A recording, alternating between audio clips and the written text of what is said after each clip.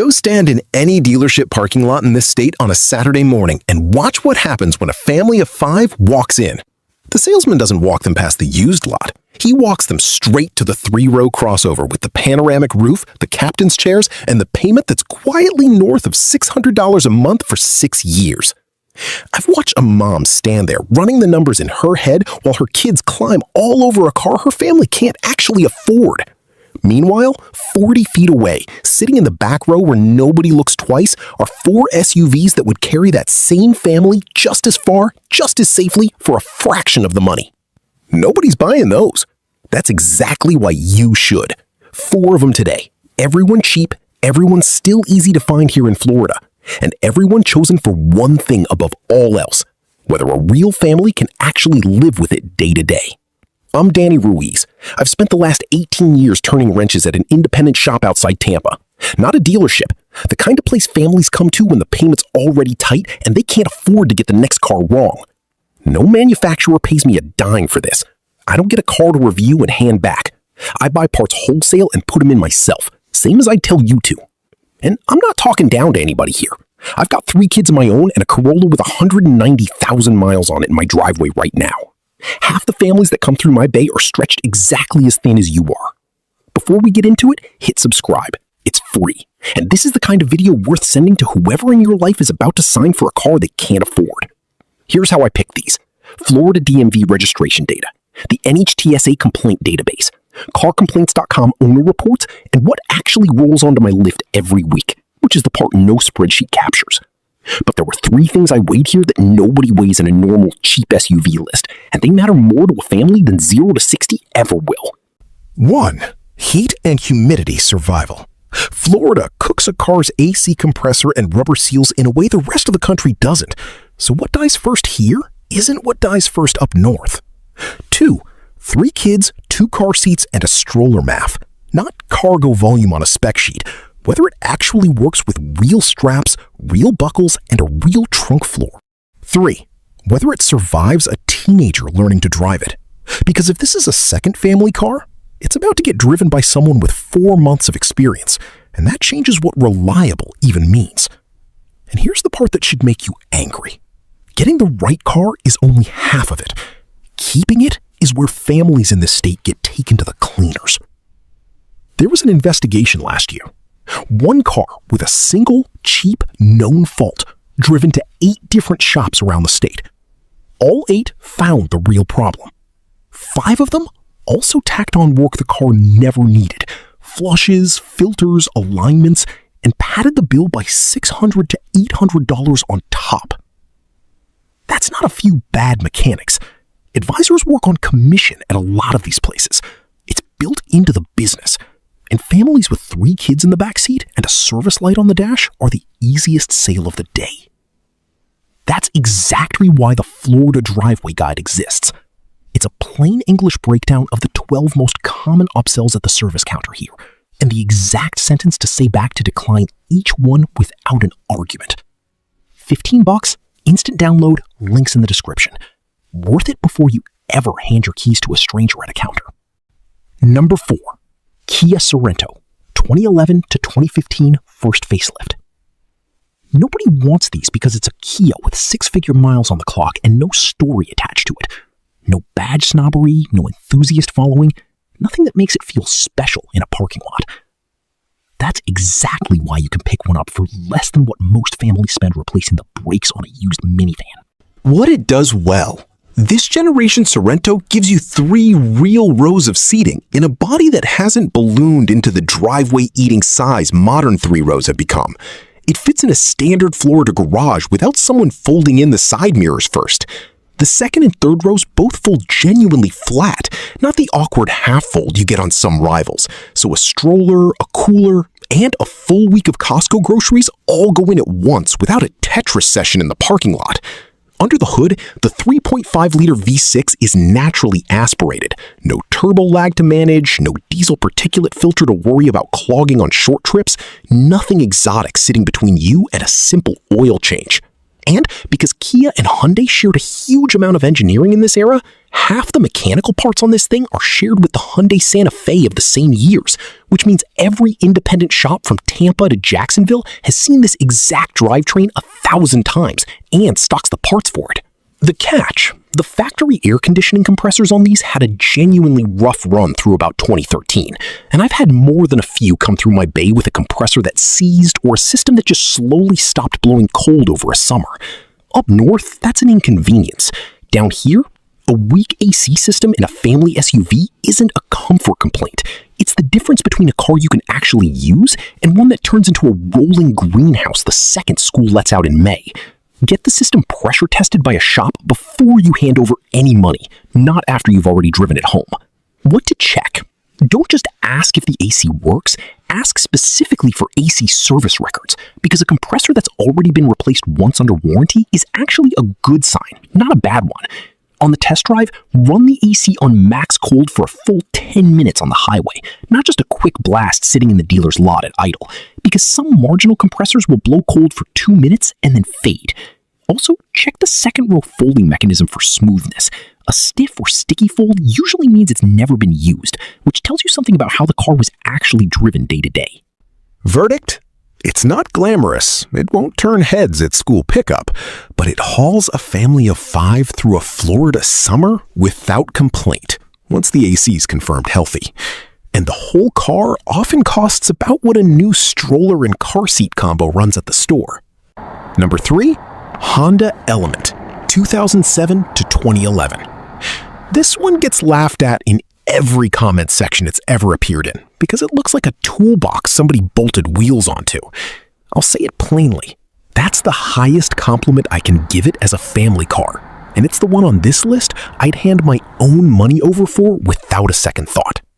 What it does well?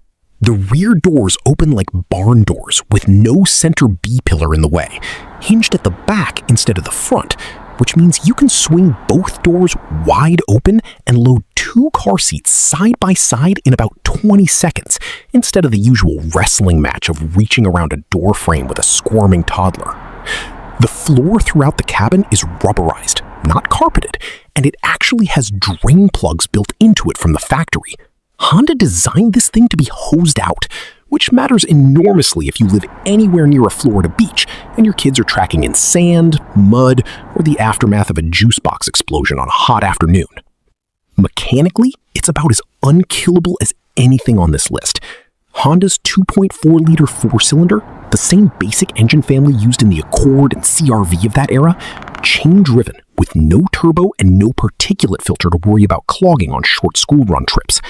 I've personally seen these roll past 200,000 miles on nothing more than regular oil changes and basic maintenance. And the transmission, a conventional automatic, not a CVT, tends to outlast the rest of the car. The catch? Honda built this thing to survive a hurricane, not to feel plush doing it. The interior plastics are hard, upright, and clearly designed to be wiped down rather than admired. And there's genuine road noise at highway speed, because the boxy shape and thin sound insulation were never meant to compete with a luxury crossover. If your family does a lot of long interstate driving, that's worth test driving and sitting with before you commit, because it's not going to get quieter with age. What to check? Inspect the rear hatch seal carefully for cracking, since UV exposure in Florida is brutal on rubber seals, and a failed seal here means water intrusion into the cargo area during every summer storm. Check the rubber floor mats and the factory floor beneath them for the same UV cracking, and lift them up to check for rust or standing water underneath, especially in cars that have spent years parked outside. Listen closely for a rattle from the rear barn door hinges when you open and close them. It's a cheap 10-minute fix if caught early, but it's a genuinely annoying, constant noise if it's been ignored for years. Also check that the drain plugs in the floor haven't been painted over or sealed shut by a previous owner trying to fix a rattle, which defeats the entire point of the design. Verdict? Ugly as a shoebox from every angle, and by far the easiest car on this entire list to keep clean and sane, with 3 kids, a dog, and a Florida summer working against you every single day. Number 2, Toyota Highlander, 2008 to 2013.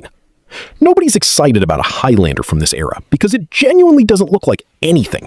Ask 10 people to describe one from memory, and you'll get 10 blank stares.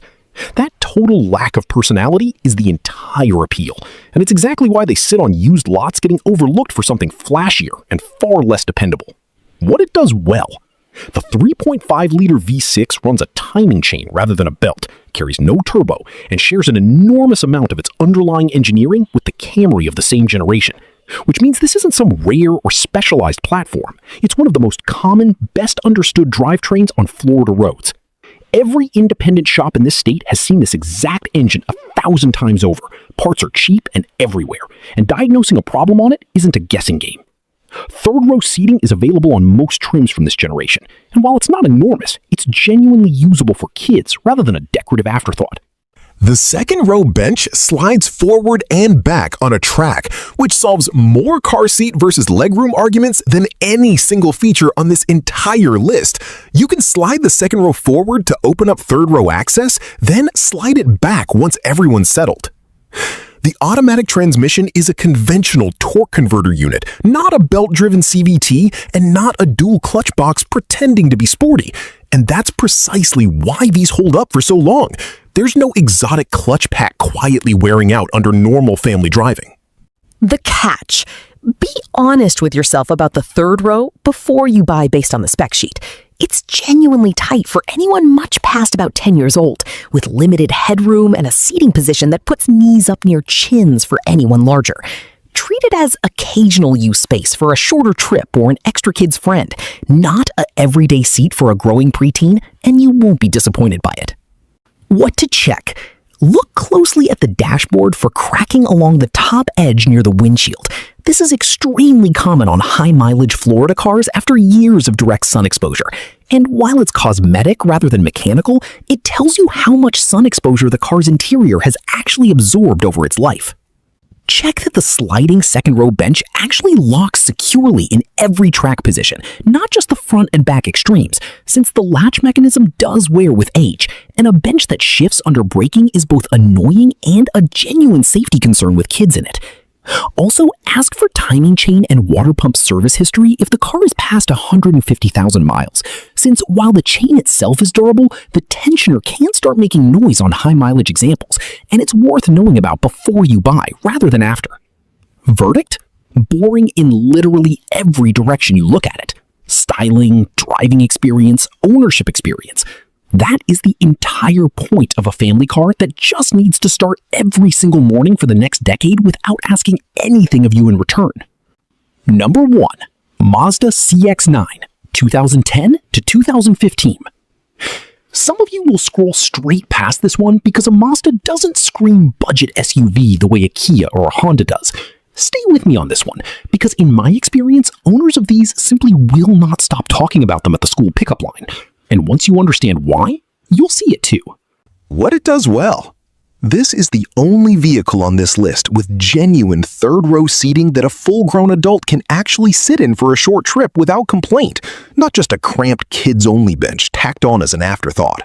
The 3.7-liter V6 is smooth and refined in a way that's honestly a step above everything else on this list. It's naturally aspirated with no turbo to worry about, and it shares a number of components with several Ford models from the era when Mazda and Ford were still closely partnered, which means parts availability and shop familiarity are genuinely better than most people expect walking in.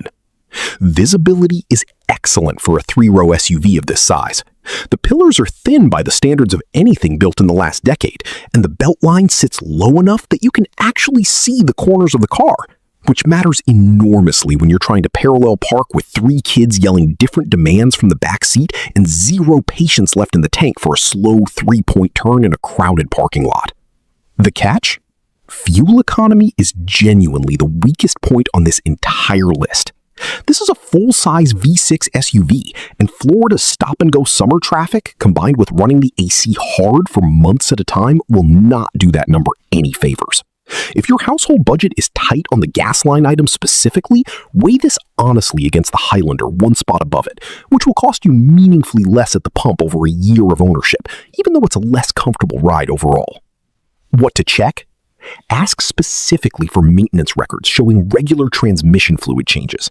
It's a conventional automatic, not a CVT, and it genuinely rewards being kept on a proper service schedule. Neglected fluid on these is one of the more common complaints I see, and it's entirely avoidable with basic upkeep. Check carefully for rust around the rear wheel wells and along the rear subframe on any example that spent wheel time near the coast. Since Florida's salt air works quietly and slowly on the underside of a car in a way that isn't always obvious from a quick walk around in a dealer lot. It's also worth having a shop check the timing chain tensioner on higher mileage examples past 150,000 miles, since it's a known area to keep an ear on, even though outright failures are uncommon. Verdict: the most genuinely spacious, most comfortable family SUV on this entire list by a real margin, and consistently the one owners tell me they keep the longest once they actually own it, fuel bill and all. The thesis. Here's what this whole video is actually about. There's an assumption that a family on a budget has to buy small, buy old, or buy scared. None of that's true. What a family with young kids actually needs from a car is very specific. Whether the doors open wide enough to load a car seat without a fight, whether the AC survives a Florida July, whether the engine is simple enough that a normal shop can keep it alive without a specialist, whether it seats everyone without folding someone into the way back like luggage. That's the whole list. And the new car market has spent the last decade making all four of those things worse, while charging families more for the privilege. Third rows shrinking, AC systems getting more complex, financing terms stretching to 84 months to hide the real price. These four cars were built before all of that became normal. That's not nostalgia. That's just what was on the lot back then. Quick recap. 4. Kia Sorento. 3 rows, weak AC on early years. Watch that first. 3. Honda Element. Looks like a toolbox, hoses out like one too. 2. Toyota Highlander. Boring on purpose, and that's the whole point. 1. Mazda CX-9. The real 3-row comfort winner. Mind the fuel bill. 2 things, and I'll let you go. Tell me in the comments what you're driving your family around in right now, and how many miles are on it. The honest stories in that comment section help the next parent scrolling through this more than anything I can say up here. And if there's a family SUV that's been bulletproof for you that didn't make this list, name it below. I read every one. If this saved you from a payment you couldn't afford, hit like and subscribe. No dealership sponsorship, no loaner cars, just what actually comes across my lift every week. If you want to know what a service visit should really cost before you find out the hard way, the Florida Driveway Guide is linked below. Look after your family. Look after your motors. I'll see you next time. Bye for the kids in the back seat, not the badge on the front.